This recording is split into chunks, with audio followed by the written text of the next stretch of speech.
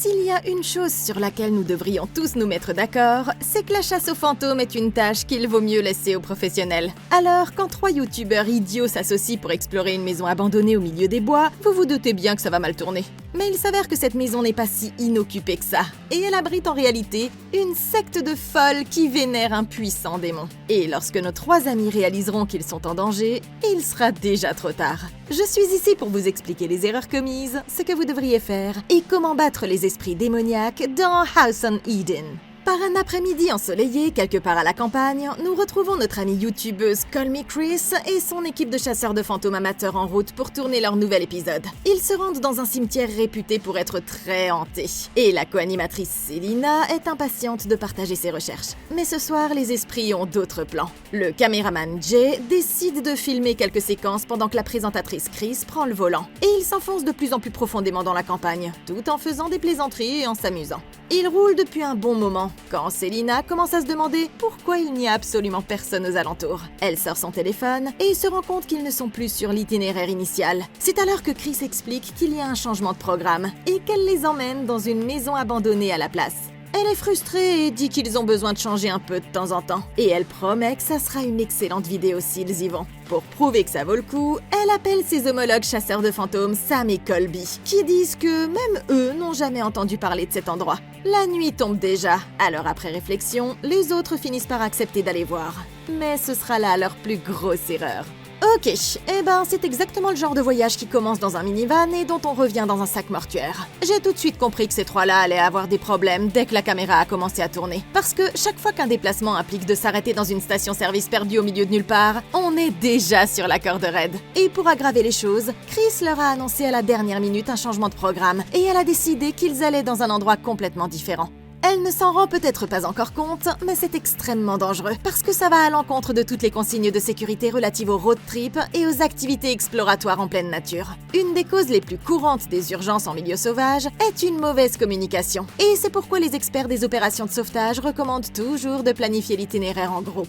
En prenant cette décision toute seule et en les informant seulement maintenant, elle n'a laissé aux autres aucune possibilité d'approuver le nouveau plan ni de se familiariser avec le nouvel endroit. Par conséquent, ils commencent déjà à perdre confiance en elle en tant que leader. Et si quelque chose arrive, personne ne saura où les trouver. Ça signifie que même s'ils ont du réseau pour appeler des secours, ça pourrait prendre beaucoup de temps avant que quelqu'un n'arrive sur place. Et comme leur objectif est de filmer des images effrayantes sur YouTube, ils sont encore plus susceptibles de se mettre en danger. C'est pourquoi, si c'était moi, je suggérerais de s'en tenir au plan initial et de revenir sur le nouveau site une fois qu'ils auront eu le temps de bien se préparer. Ça donnera à chacun le temps de se familiariser avec cet endroit inconnu et de rassembler le matériel nécessaire.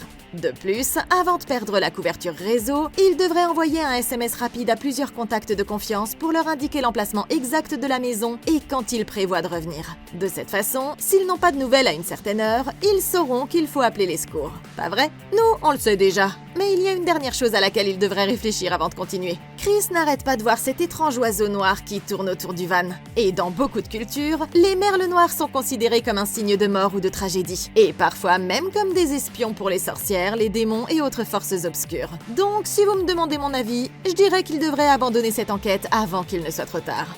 Au fil des heures, Chris continue de suivre le GPS jusqu'à ce qu'ils finissent par arriver au bout de la route. Il leur reste encore quelques kilomètres à parcourir avant d'atteindre la maison, mais il semble qu'ils vont devoir faire le reste du trajet à pied. Bon sang, ça commence bien. Après avoir déchargé tout ce dont ils ont besoin à l'arrière, ils décident de cacher le van au milieu des buissons épais avant de se mettre en route. Chris en tête.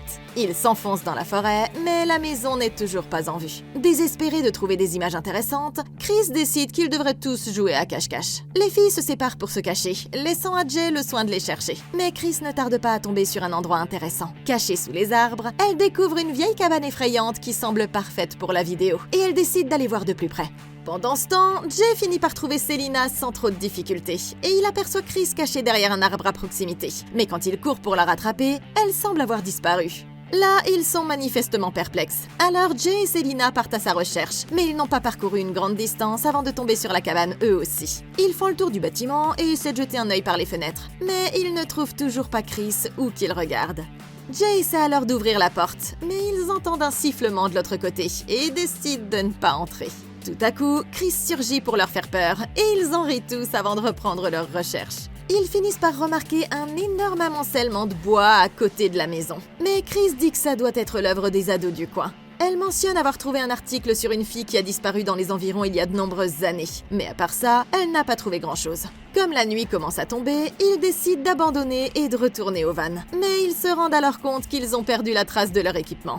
Après avoir cherché un peu, ils finissent par retrouver leurs affaires, mais il ne leur reste plus beaucoup de temps avant la tombée de la nuit. Ils atteignent une clairière et sont surpris de trouver un immense foyer qui semble avoir été utilisé récemment. C'est plutôt étrange, parce qu'il ne devrait y avoir personne d'autre ici, mais ils n'y prêtent pas attention et décident de continuer. Chris est maintenant convaincu que le van doit se trouver juste de l'autre côté des arbres, mais la lumière du jour disparaît rapidement, et il réalise qu'ils sont complètement perdus. Ok, on dirait que ces 3 idiots ont réussi à se perdre. Mais en réalité, ils se sont condamnés eux-mêmes à l'échec depuis le début. Je savais qu'ils allaient avoir des problèmes quand ils ont décidé de cacher leur van, parce que dans toute aventure en milieu sauvage, le van n'est pas seulement un moyen de transport, c'est aussi un moyen de survie. Il vous offre un abri, une source d'énergie, des ressources et un moyen de retourner vers la civilisation. Mais en le cachant à l'écart du chemin, il ne le cache pas seulement aux autres. Il se complique aussi la tâche pour le retrouver en cas d'urgence. C'est pourquoi les équipes de recherche et de sauvetage recommandent toujours de laisser les véhicules dans des endroits bien visibles. De cette façon, vous pourrez retrouver votre chemin et d'autres personnes auront aussi une chance de vous localiser si vous disparaissez. Mais comme si ça ne suffisait pas, ces imbéciles ont carrément décidé de jouer à cache-cache comme s'ils étaient dans leur quartier. Alors qu'en réalité, ils se trouvent dans une région inconnue, sans aucun moyen d'appeler les secours, sans aucune piste pour retrouver leur chemin et sans aucune idée des autres dangers qui pourraient les guetter. Il est donc évident qu'ils devraient tous rester ensemble à tout moment, et non pas essayer délibérément de se cacher les uns des autres, comme s'ils n'avaient rien de mieux à faire. Cela étant dit, ce qu'ils doivent faire maintenant, c'est arrêter de bouger et installer un campement pour la nuit. Tout d'abord, ils devraient trouver un terrain plat, un peu à l'abri du vent, où ils pourront utiliser leur sac à dos et leur veste comme isolant et se blottir les uns contre les autres pour se réchauffer. Ensuite, il sera temps de ramasser du bois et d'allumer un feu, ce qui leur apportera chaleur, lumière et transmettra un signal à toute personne qui se trouverait à proximité. Je commencerai également à partager leurs positions les uns avec les autres et à éteindre tous leurs téléphones sauf un afin d'économiser leur batterie. Mais s'ils ont été attentifs, ils devraient avoir remarqué des indices leur indiquant qu'ils ne sont pas seuls ici. Dans la cabane, il y avait des tonnes de bois de chauffage empilés et ils sont tombés sur un foyer qui semblait avoir été utilisé récemment au cours des 2 derniers jours. Ça nous apprend qu'il y a un groupe de personnes qui vient régulièrement dans cette région et qui pourrait les surveiller en ce moment même. Du coup, pour cette nuit, ils devraient être à 2 à monter la garde en se relayant pour dormir. Et s'ils ont de la ficelle et quelques boîtes de conserve ou bouteilles, ils pourraient également installer des fils pièges tout autour pour que ça fasse du bruit si quelqu'un devait s'approcher de leur campement. Enfin, dans le pire des cas, ils devraient se préparer à se battre, ou du moins être prêts à utiliser quelqu'un comme bouclier de viande pendant que les 2 autres s'enfuiront. Au moment où ils pensent qu'ils ne retrouveront jamais leur chemin, ils tombent enfin sur la maison, quelque part au milieu de la forêt. Les autres sont convaincus qu'elle est trop belle pour être abandonnée, mais Chris soutient mordicus que c'est l'endroit idéal pour tourner quelques séquences. Persuadé que la maison est toujours vide, Chris s'approche et frappe à la porte, avant de se rendre compte qu'elle est déjà ouverte. Malgré tout, les autres ne sont pas sûrs que ce soit une bonne idée. Ils décident donc de se séparer et de commencer par inspecter l'extérieur, puis de pénétrer à l'intérieur une fois qu'ils seront tous prêts. Après avoir rapidement exploré les alentours de la maison, ils se retrouvent tous sous le porche et décident qu'ils peuvent entrer sans danger. Jay entre le premier afin de filmer les autres lorsqu'elle pénètre à l'intérieur, mais Selina remarque rapidement qu'il n'y a pas d'électricité. Chris y voit le signe que l'endroit est bel et bien vide, et ils décident tous de se séparer pour fouiller la maison. Dans le salon, Selina trouve plusieurs poupées effrayantes assises sur des chaises, et elle commence naturellement à sentir que quelque chose ne va pas. C'est alors que Chris les appelle depuis l'étage pour leur annoncer que le niveau supérieur est également inoccupé. Il semble que l'endroit soit effectivement abandonné, et elle les invite à monter pour le vérifier. En regardant autour d'eux, ils sont émerveillés par tous les vieux meubles effrayants, et Chris fait remarquer que l'endroit est étrangement propre. Elle et Jay commencent à planifier où ils vont passer la nuit, mais Selina mentionne que quelque chose dans cet endroit lui semble vraiment bizarre. Les autres soutiennent que tout ça est dans sa tête, et ils finissent par la convaincre que l'endroit est parfaitement sûr, lui promettant que ce sera la meilleure vidéo qu'ils aient jamais réalisée. Les filles sont à nouveau en train d'explorer le rez-de-chaussée quand elles entendent Jay crier de l'autre pièce. Il semble qu'ils aient perdu une de leurs caméras hors de prix, et Selina pense qu'ils ont dû la laisser dans la forêt. Décidés à retourner la chercher tout de suite, elle et Jay repartent sur leurs pas, tandis que Chris se porte volontaire pour rester dans la maison avec le reste de leurs affaires. Ok, et ce fut la dernière fois que l'on vit Chris vivante. Non mais franchement, à quoi pensent ces idiots? Ils ont failli passer la nuit perdue dans les bois et maintenant ils veulent se séparer et laisser Chris toute seule dans cette maison flippante? Bon, ils ont raison sur un point. Ils se préparent à faire une bonne vidéo. Le seul problème, c'est que ça pourrait bien être leur dernière. Quand ils sont arrivés à la maison, leur décision de vérifier les environs avant de rentrer était en fait la première bonne décision qu'ils aient prise depuis le début du voyage. Avant d'entrer dans un bâtiment inconnu, c'est toujours une bonne idée de regarder d'abord à l'extérieur, parce que ça permet d'identifier les dangers, de repérer les issues de secours potentielles et de vérifier s'il y a des signes que quelqu'un vit effectivement là. Après ça, vous pourrez entrer avec une certaine conscience tactique au lieu de vous aventurer aveuglément dans un potentiel piège mortel. Mais malheureusement, il semble qu'ils aient utilisé toutes leurs cellules grises pour élaborer cette partie du plan. Parce que, dès qu'ils sont entrés, ils se sont immédiatement séparés et ont commencé à fouiller la maison. Ils doivent rester ensemble en permanence avec leurs autres boucliers de viande. Et c'est pourquoi se séparer à nouveau pour chercher la caméra est tout simplement la pire erreur qu'ils pouvaient commettre dans ce contexte. Maintenant, si la caméra était vraiment si importante, ils auraient dû tous les trois retourner la chercher ensemble et laisser des repères au fur et à mesure afin de pouvoir retrouver leur chemin jusqu'à la maison. Vous voyez, l'union fait la force. Donc, même s'ils se perdaient à nouveau, ils auraient plus de chances de survivre en restant ensemble.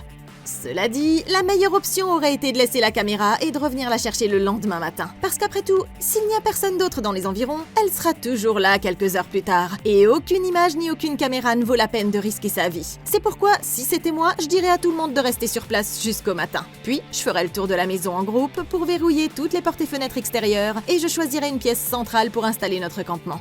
Ils pourraient utiliser les meubles pour ériger des barricades, s'armer de pieds de table, d'un tisonnier ou de tout autre objet qu'ils trouveraient et poster une personne pour monter la garde, en dormant par roulement de 2 heures au cas où celui qui a fabriqué ces poupées déciderait de rentrer plus tôt que prévu. Alors qu'ils redescendent le sentier, Selina avoue qu'elle veut partir d'ici et qu'elle est frustrée que Chris ait changé leur plan à la dernière minute. Ils ne sont pas partis depuis très longtemps qu'ils entendent un bruit étrange provenant des arbres. Mais cette fois, c'est Selina qui décide d'ignorer le danger, en disant que ça devait être un animal et en disant à Jay qu'ils doivent continuer. Pendant ce temps, à la maison, Chris continue d'explorer les lieux en attendant le retour des autres. Elle filme une des poupées effrayantes quand elle commence tout à coup à avoir la nausée, ce qui la force à courir aux toilettes pour vomir. Après s'être ressaisie, elle veut se laver les mains dans le lavabo, mais elle se rend compte qu'il n'y a pas d'eau. Frustrée, elle fait une petite plaisanterie en demandant au monteur de couper cette partie. Les autres finissent par trouver la caméra juste à côté du sentier, mais ils doivent à présent retrouver le chemin de la maison. C'est alors qu'ils entendent le même bruit animalier étrange quelque part à proximité, et ils décident de foutre le camp avant que cette chose ne se rapproche davantage. Au même moment, Chris commence à regarder autour d'elle, et elle trouve de plus en plus d'objets occultes étranges disséminés dans la maison. Dans l'escalier, elle tombe sur un tableau représentant une femme qui tient un serpent géant, et alors qu'elle s'approche pour mieux voir, la lumière de sa caméra s'éteint tout à coup. Après l'avoir rallumée, elle monte à l'étage pour continuer à explorer, et elle voit une pièce avec le nom Lilith gravée juste au-dessus du cadre de porte. Bizarrement, cette porte est verrouillée, mais Chris continue sans trop y prêter attention. Dans les bois, Selina est plus que frustrée que Jay s'éloigne trop vite, et elle lui dit que si c'était Chris à sa place, il l'attendrait. Il fait semblant de ne pas comprendre ce que Selina veut dire, mais elle est convaincue qu'il a le béguin pour leur boss, même s'il refuse de l'admettre. Quant à Chris, elle est en train d'explorer une des chambres quand elle entend tout à coup un grand bruit provenant de l'étage inférieur. Inquiète, elle appelle ses amis dans l'espoir qu'il s'agisse d'un simple prank. Mais quand elle regarde par-dessus la rampe, elle aperçoit une femme vêtue d'une robe blanche debout au pied de l'escalier. Pensant qu'il s'agit simplement de Selina, la jeune fille commence à s'approcher petit à petit, jusqu'à ce que soudain, la caméra tombe par terre et que tout devienne noir. Ok, bon, eh bien, je crois que cet endroit n'était pas si abandonné que ça, finalement. Nous avons déjà discuté des raisons pour lesquelles se séparer était une si mauvaise idée. Mais ces trois-là étaient tellement concentrés sur le tournage pour leur chaîne qu'ils ont complètement raté tout un tas de trucs surnaturels qui leur sautaient littéralement aux yeux. Prenons ces poupées, par exemple. Ces poupées flippantes, ce ne sont pas des poupées patouf craquinou comme celles qu'on peut acheter en magasin. Ce sont des poupées rustiques cousues à la main qui semblent avoir plusieurs décennies et qui pourraient même avoir été réalisées avec des cheveux humains. Il suffit d'un coup d'œil pour comprendre qu'elles n'ont certainement pas été fabriquées avec amour. Et leur très simple, presque rituel, donne l'impression qu'elles ont été conçues pour un usage de nature occulte. Ensuite, il y a les livres sur la table. Et tout en haut de la pile se trouve le livre de la magie noire et des sorts. Quand on met tout ça bout à bout, ça nous indique que la personne qui vivait dans cette maison communiquait en fait avec des esprits maléfiques. Clairement. Et si quelqu'un a invité quelque chose à entrer, il y a de fortes chances que ce soit toujours là. Maintenant, je ne sais pas pour vous, mais si je me retrouve seule la nuit et que je vois un truc comme ça, la dernière chose que je ferais serait d'aller lui faire un check. Bien sûr, c'était peut-être juste ses potes qui lui faisaient un prank, mais je préfère rester prudente. J'aurais commencé à reculer jusqu'à atteindre une des chambres, puis je serais sortie par cette foutue fenêtre et j'aurais tenté ma chance dehors. Si la chose commence à vous attaquer, un des meilleurs moyens dont dispose une personne lambda est un coup de pied de face standard balancé directement dans la poitrine. Ça devrait confirmer une ou deux choses. Soit elle n'a pas de corps physique, donc les attaques normales ne fonctionneront pas, soit elle en a, ce qui signifie que ce sera un combat équitable.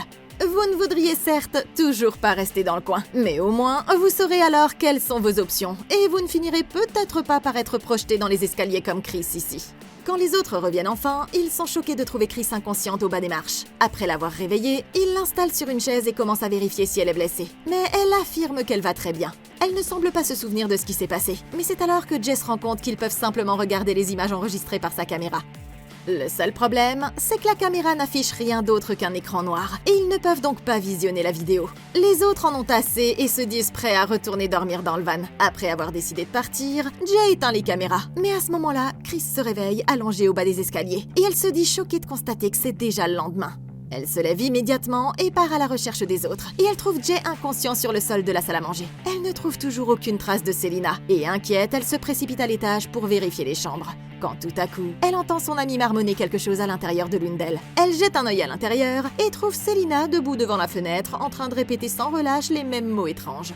Jay tente de la sortir de son état, mais elle finit par lui donner un coup de poing au visage lorsqu'elle reprend ses esprits, et ils redescendent tous ensemble pour se regrouper. Réunis autour de la table, ils essaient de reconstituer ce qui s'est passé la nuit précédente. Nerveuse, Selina souligne toutes les choses étranges qui se sont produites depuis leur arrivée, mais Chris refuse d'abandonner, et elle parvient à convaincre ces idiots de passer une autre nuit sur place.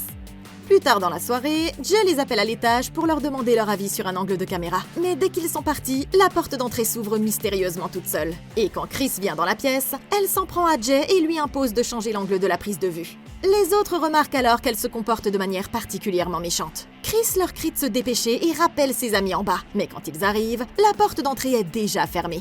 Et ils ne se doutent pas un instant qu'elle ait pu être ouverte avant. Elle continue à les commander et à leur dire quoi faire, jusqu'à ce que le moment soit enfin venu d'enregistrer l'émission. Elle veut s'assurer qu'il soit bien clair que c'est elle qui a trouvé la maison. Alors elle leur fait tout recommencer depuis le début. Ils s'apprêtent à entrer quand ils entendent un autre bruit étrange provenant de quelque part dans l'obscurité. Mais Chris dit qu'il s'agit simplement d'un animal sauvage, et elle dit aux autres qu'il n'y a pas lieu de s'inquiéter. Ok, c'est peut-être juste moi, mais j'ai l'impression que la dernière personne dont il devrait écouter les conseils, c'est la femme qui vient de faire un saut périlleux avant dans les escaliers. Il n'y a aucune chance qu'elle arrive à convaincre ces idiots de passer une nuit de plus ici. Mais on dirait qu'ils sont déterminés à finir en pâté pour démons, quoi qu'il en coûte. Maintenant, après sa rencontre avec la femme fantôme, Chris a fait une mauvaise chute qui l'a laissée inconsciente sur le sol. Et quand ses amis sont revenus, elle semblait ne plus se souvenir de ce qui s'était passé. Ça, je le comprends. Mais si on oublie un instant tout ce qui touche au fantôme, elle présente tous les symptômes d'une légère commotion cérébrale. C'est ce qui se produit quand un choc à la tête fait rebondir votre cerveau à l'intérieur de votre crâne et vous fait perdre temporairement connaissance, ce qui entraîne généralement une perte de mémoire à court terme à votre réveil. Ça aurait été une raison suffisante pour emmener Chris à l'hôpital immédiatement, mais dès qu'ils ont décidé de partir, la même chose est arrivée aux trois.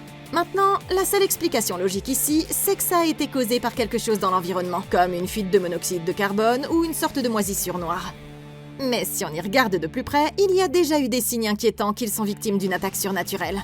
Je veux dire, le plus gros signal d'alarme est ce qui est arrivé à Selina, parce qu'ils l'ont trouvée dans une des chambres en train de parler latin. Ouais la capacité de parler des langues qu'on ne connaît pas, c'est un des signes les plus connus de possession démoniaque. À moins qu'elle ait pris des cours de latin sans qu'on le sache, c'est définitivement quelque chose qui devrait nous inquiéter. Sans oublier qu'elle le faisait dans une pièce dont la porte était surmontée du nom Lilith, qui, comme Chris va bientôt le découvrir, est le nom d'une puissante entité démoniaque issue de la mythologie antique. Ensuite, il y a les sautes d'humeur hostiles et agressives de Chris, qui sont un autre signe classique de possession démoniaque. Et il semble que ce ne soit qu'une question de temps avant qu'elle ait besoin d'un exorcisme complet. Ouais.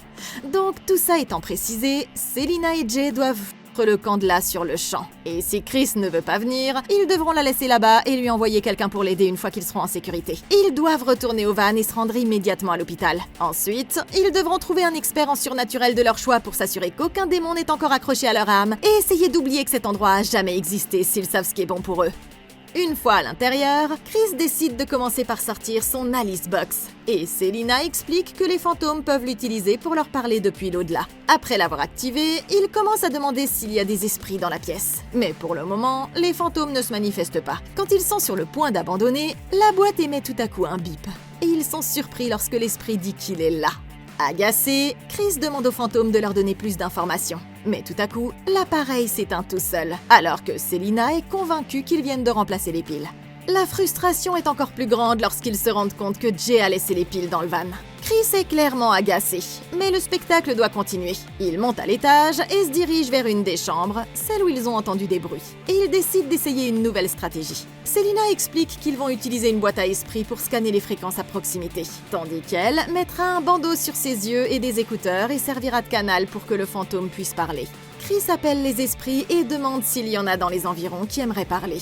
Et quelques secondes plus tard, Selina laisse échapper le mot « bonjour ». Excitée, elle demande à l'esprit de leur en dire plus sur lui. Mais cette fois, Selina ne dit que le mot « enlever ».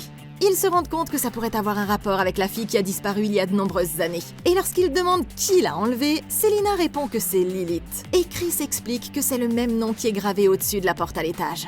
À ce moment-là, ils entendent un bruit provenant de l'étage supérieur. Et Chris se précipite immédiatement pour aller voir. Pendant ce temps, Selina reste assise là, répétant sans cesse les mêmes mots en latin, comme si elle était entrée dans une nouvelle transe. Chris arrive devant la pièce mais découvre que la porte est à nouveau verrouillée. Mais ce qu'elle ne réalise pas, c'est que la femme en robe blanche se tient juste de l'autre côté. Désespérée d'entrer, elle commence à tirer sur la poignée de toutes ses forces. Mais la porte ne bouge pas. Frustrée, elle redescend en courant pour prévenir les autres. À ce stade, Jay est plus que furieux et il sort à l'extérieur pour prendre l'air. Pendant qu'ils font une pause, Chris décide de se renseigner sur ce personnage de Lilith. Et bien évidemment, elle découvre qu'il s'agit de la même femme que sur le tableau dans les escaliers.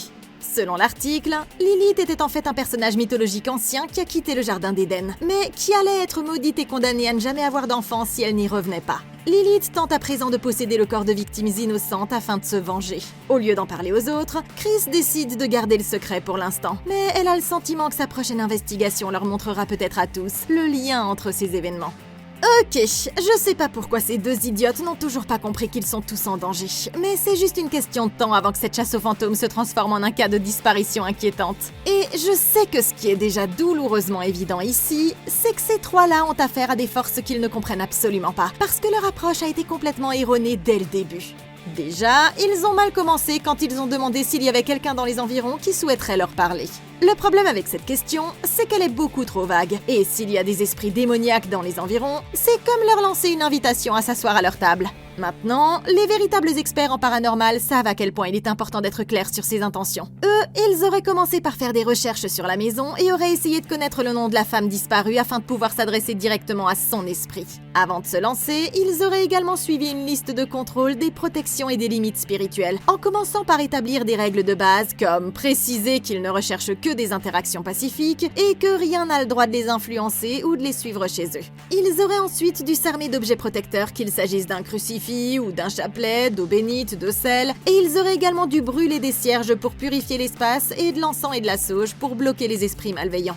Mais une des pires erreurs qu'ils ont commises a été de laisser leur Alice Box sans surveillance, parce que ça revenait essentiellement à laisser la porte ouverte à tous les esprits maléfiques. Les experts savent qu'il faut toujours clôturer officiellement la séance avant de s'en aller, alors ils auraient dû garder l'appareil avec eux afin de pouvoir surveiller toute autre activité étrange. Le pire, c'est que Chris vient d'apprendre que Lilith est en fait le nom d'une ancienne entité démoniaque. Mais elle a décidé de ne le dire à personne, comme si tout ça n'était qu'une grosse blague.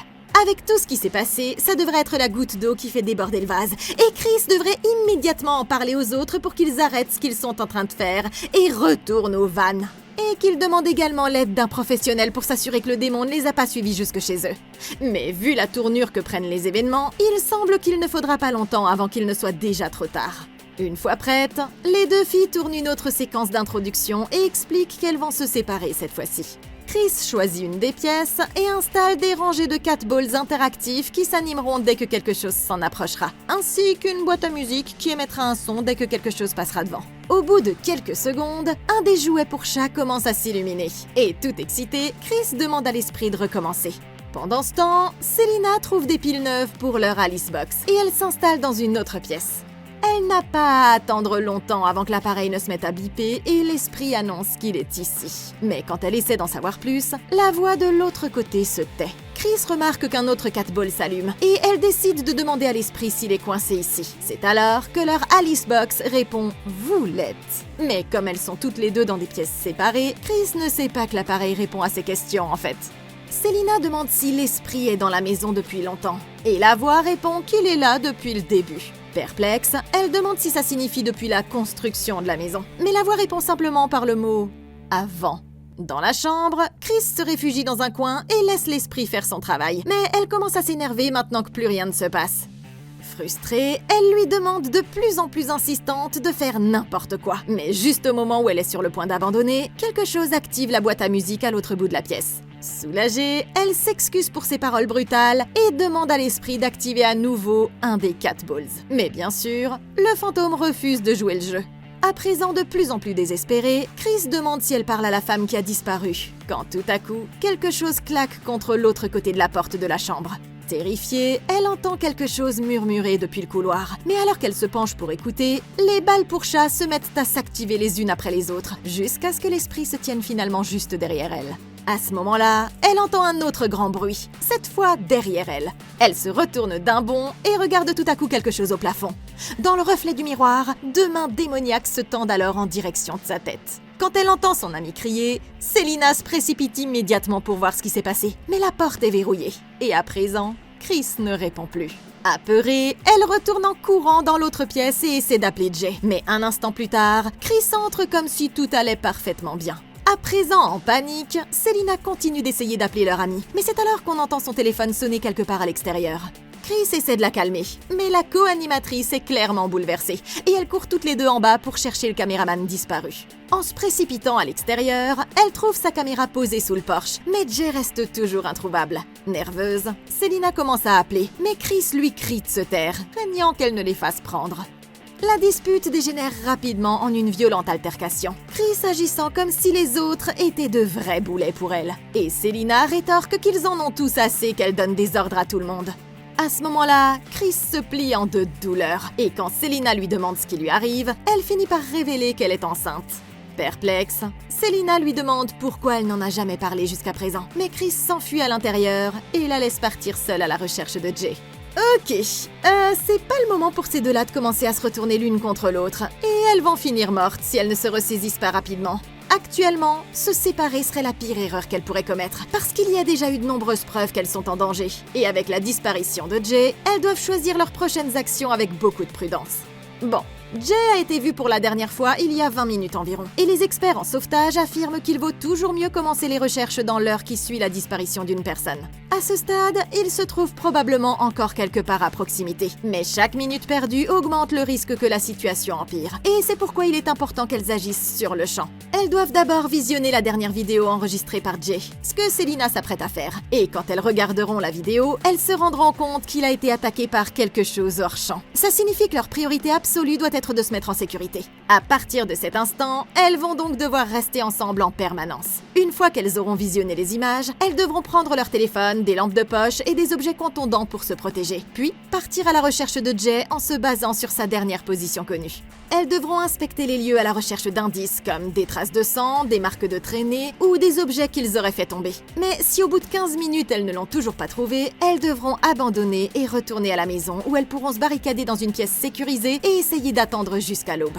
Ah oui, et pendant qu'elles attendent, elles devraient aussi utiliser leur téléphone pour essayer toutes les méthodes possibles pour contacter des secours, que ce soit en appelant la police à l'aide du mode SOS ou même en préparant des SMS qui seront envoyés automatiquement dès qu'elles capteront du réseau. Ensuite, tout ce qu'elles pourront vraiment faire, c'est attendre le lever du jour avant de retourner à la camionnette. Mais je prévoirais tout de même aussi une voie de fuite, au cas où ce qui a enlevé Jay reviendrait chercher quelqu'un d'autre. Chris va dans une des chambres, installe une caméra et s'allonge sur le lit. Mais dès qu'elle s'endort, la porte commence à s'ouvrir lentement en grinçant, et l'esprit pénètre dans la pièce. De son côté, Selina prend les autres caméras et commence à visionner les images à la recherche d'indices. Elle commence par Chris et voit son ami entrer dans un magasin au début de leur voyage. Après avoir acheté quelques encas, elle a interrogé la caissière au sujet de la maison abandonnée, mais elle n'a pas remarqué qu'une vieille dame effrayante écoutait toute la conversation. Curieusement, la femme a félicité Chris au moment où elle a quitté le magasin. Et ne sachant pas ce qu'elle voulait dire au juste, elle s'est détournée et s'est éloignée avec une expression troublée sur le visage. Vient ensuite la caméra de Jay. Et la dernière chose qu'il ait enregistrée est une vidéo de lui-même assis sous le porche. Il mentionne que Chris n'a jamais été aussi mesquine avec eux auparavant. Et il ajoute qu'il doit commencer à se chercher un autre job. Et c'est à ce moment-là qu'il a entendu un bruit venant de quelque part au coin du bâtiment. Pensant que c'était ses amis, il s'est levé pour aller voir. Mais la vidéo s'est brusquement coupée quand quelque chose s'est précipité vers lui depuis l'obscurité. À ce moment-là, Selina entend Jay appeler au secours depuis l'extérieur. Et inquiète, elle se précipite immédiatement au rez-de-chaussée. Elle quitte le hall en courant, sans fermer la porte derrière elle. Mais dès qu'elle est partie, celle-ci se referme toute seule. Désespérée de le sauver, elle laisse tomber la caméra et court vers la voix de Jay. Mais alors qu'elle disparaît dans l'obscurité, tous les deux redeviennent tout à coup complètement silencieux. Ça fait donc 2 victimes, et il n'en reste plus qu'une. À l'intérieur, Chris est toujours allongée sur le lit quand elle est réveillée en sursaut par un grand bruit provenant de quelque part dans la maison. De plus en plus nerveuse, elle prend sa caméra et va voir ce qui se passe. Mais la lumière s'éteint sans arrêt parce que la batterie commence à faiblir. C'est alors qu'elle entend quelqu'un fredonner depuis l'extérieur d'une des chambres. Et quand elle jette un œil à l'intérieur, elle découvre son amie Selina assise devant une fenêtre. Elle s'approche et remarque que les yeux de Selina sont complètement blancs. Mais durant la fraction de seconde où sa lampe s'éteint, la fille disparaît subitement. Horrifiée, Chris retourne dans le couloir. Mais elle entend tout à coup quelque chose arriver derrière elle. Et voilà que la vieille femme apparaît et se met à la poursuivre dans toute la maison. Cependant, elle parvient à atteindre la chambre et claque la porte juste à temps. Elle semble avoir semé sa poursuivante. Mais la femme surgit soudain d'un autre endroit et pousse Chris dans la baignoire, où elle disparaît dans un grand bain de sang. Et là, la caméra s'éteint brusquement. Ok, je crois que Chris a finalement obtenu les images qu'elle cherchait. C'est juste dommage. Ils n'auront jamais l'occasion de les publier, parce qu'il semble que les esprits aient coupé court à leur production. Et donc, après tout ce qui s'est passé, je pense que vous savez exactement ce que je vais dire. Chris, Selina et Jay, vous avez tous les 3 merde. Bon, écoutez. La compétition est franchement rude pour savoir qui est le plus gros crétin ici. Mais il faut dire qu'il ne se serait jamais retrouvé dans cette situation si Chris n'avait pas changé les plans à la dernière minute. Du genre, je sais, allons explorer une maison abandonnée, peut-être hantée au fin fond des bois, de nuit, sans aucun moyen pour qui que ce soit de nous retrouver si on a des ennuis. Ouais, ça a l'air d'être un super plan, oui! Ben non, personne ne répondrait jamais ça. Et tout ça pourquoi ? Pour prendre de belles images d'une maison vide et dans le pire des cas être possédé par un démon pour toujours? Le rapport risque-bénéfice, tout ça, non, ça ne tient pas la route. Franchement, vous auriez été plus inspiré de vous en tenir au plan initial. Maintenant, on peut tous ignorer les signaux d'alarme toute la journée. Mais après que vous vous soyez tous les 3 mystérieusement évanouis pendant toute une nuit sans explication logique, n'importe qui avec un minimum de neurones aurait foutu le camp et serait allé à l'hôpital. C'est évident, démon ou pas, vous avez besoin de voir un médecin. Et seul un imbécile resterait une nuit de plus après une expérience pareille. Mais parmi toutes les décisions stupides que nous avons vues, celle de Selina est peut-être la pire. Imaginez, vous venez de voir une vidéo de ce mec qui se fait littéralement emmener de force. Et votre réaction, c'est de courir droit vers la source du danger sans téléphone, sans armes et même sans un foutu appareil photo. Eh bien, on dirait que vous êtes toutes les deux dans de beaux draps maintenant. Et il faudra un miracle pour que vous vous en sortiez vivante. Mais quoi qu'il arrive, une chose est sûre. Cette fois, c'est toute la team qui a merdé. Quelque temps plus tard, Chris remonte enfin à la surface et elle reprend son souffle en sortant de la baignoire. Elle prend la caméra, se dirige vers la porte et jette un œil à l'extérieur où elle peut entendre la femme chuchoter dans le couloir. Nerveuse, elle commence à avancer lentement dans le couloir, mais elle n'a pas parcouru 3 mètres que la vieille femme lui barre déjà le chemin, la forçant à faire demi-tour et à courir pour sauver sa vie. Elle fait volte-face et se réfugie dans les toilettes en claquant la porte. Mais la femme commence à tirer violemment sur la poignée pour essayer d'entrer. Sa seule solution à ce stade est de se cacher dans un placard avant qu'il ne soit trop tard. Mais ce n'est qu'une question de temps avant que la femme ne parvienne à entrer. En fait, elle ne tarde pas à le faire. Mais quand tout semble perdu, Chris découvre un escalier qui mène à un grenier secret. Sans autre choix, elle grimpe et jette un coup d'œil dans l'obscurité. Mais au moment où elle le fait, on dirait que la vieille femme décide d'abandonner. Chris regarde autour d'elle et commence à paniquer quand la lumière s'éteint et qu'elle entend des pas lourds se rapprocher de plus en plus. Et quand elle réussit enfin à rallumer la lampe, elle se retourne juste à temps pour voir une horrible femme blafarde debout dans l'ombre. Et elle pousse un cri terrifié quand la silhouette se précipite vers elle. Après un moment, la caméra revient sur Chris qui gît immobile sur le sol. La vieille femme s'accroupit près d'elle et accomplit une sorte de rituel avant de tomber raide morte. Mais un instant plus tard, tada! Chris se relève et quitte lentement le grenier comme si de rien n'était. Elle erre dans la forêt et tombe sur un immense feu de joie autour duquel un groupe de vieilles femmes est réuni en cercle. Et elle se tourne toutes vers le feu lorsque Chris rejoint le groupe. À la fin de la vidéo, on voit les membres de la secte accueillir Chris dans leur cercle et la recouvrir du sang de leurs amis. Au final, il semblerait qu'il y ait 3 victimes et aucun survivant. Mais nous avons tous appris une leçon précieuse. La prochaine fois que vous voudrez partir à la chasse aux fantômes, soyez prudents avant que ce ne soit eux qui ne se mettent à vous traquer. House on Eden. Je sais pas quoi vous dire les gars. Bon sang, tous les personnages de ce film, ils auraient vraiment eu besoin d'aide. Ils avaient déjà besoin d'aide bien avant le début du film et on a tous vu ce qui leur est arrivé. Mais comme c'est toujours le cas avec ces enquêtes paranormales, je suis sûre qu'il y a quelques éléments qui nous ont échappé dans cet épisode, alors n'hésitez pas à me dire dans les commentaires ci-dessous ce que vous auriez fait différemment. Cela étant dit, merci beaucoup d'avoir regardé. Laissez un like, abonnez-vous et consultez la playlist de Comment Battre pour découvrir d'autres vidéos comme celle-ci. Je m'appelle Sophie et je suis là pour vous. Nous, on se retrouve dans la prochaine vidéo. Et d'ici là, passez une excellente journée!